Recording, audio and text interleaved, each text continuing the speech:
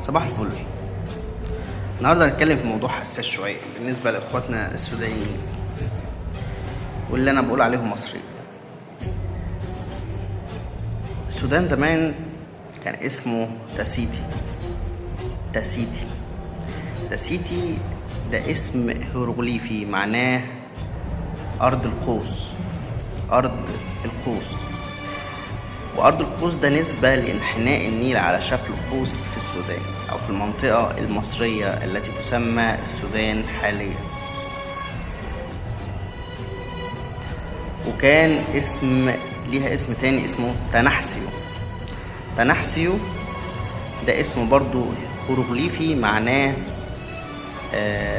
أرض السود أو أرض الناس اللي ذو بشرة سوداء. حتى احنا عندنا لما بنقول لحد يعني بهزار كده، ده انت وشك نحس معناه اسود. تمام. فتنحسيو او تاسيتي هما دول الاسمين الفرعونيين لأرض السودان حاليا، لأن السودان كان ضمن نطاق الدولة المصرية القديمة. طب ايه دليلي؟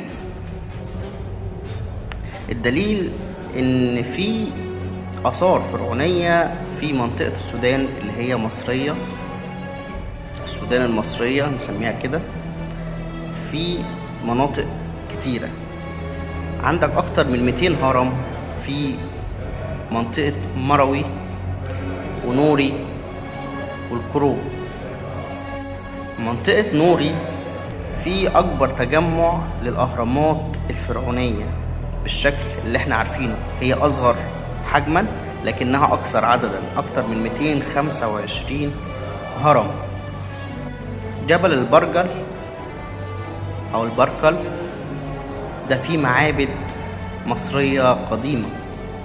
وادي حلفة فيه حصون كاملة فرعونية، أبنية فرعونية، قلاع فرعونية في منطقة وادي حلفة في السودان اللي هي مصر قديمة.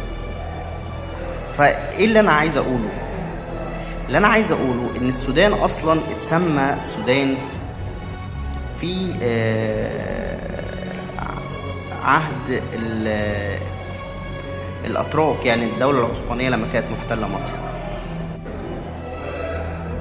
اسم السودان ده اسم حديث، مش اسم جديد، مش اسم قديم، اسم حديث. لكن الاسم الأصلي للسودان هو تاسيتي أو تنحسيو.